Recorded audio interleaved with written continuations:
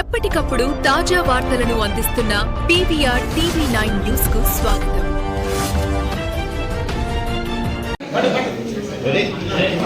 అన్న జరిగింది సీన్ దగ్గర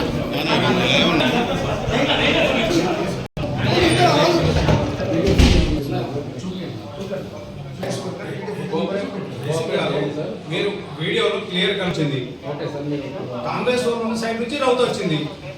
కాంగ్రెస్ వాళ్ళే రౌతులేసి ఉంటా మా మీద ఇంత ఏకపక్షంగా పోలీసు ఏకపక్షంగా మొత్తం వివేకర్ ఏం చెప్తాం చేస్తున్నారు. మీరు మొత్తం మంత్రి గారు చెప్పినట్టు నడుస్తున్నారు. మంత్రి గారు రాజ్యం నడుస్తున్నది. ఎందుకు ఈ దౌర్జన్యం ఈ ప్రాంతంలో గతంలో ఇట్లా జరిగిందా? ఇక్కడ 22లో 14 గెలిచిన తర్వాత వాళ్ళు వదిలేయాలి కదా. ఇదే పద్ధతి నాకు అర్థం కాదు. ఇంత దౌర్జన్యం నిన్న మా మహిళా కౌన్సిలర్ మీద దాడులు చేసారు. మేము కంప్లైంట్ చేయడానికి కూడా మీ ఎస్ఎస్పీ తీసుకొని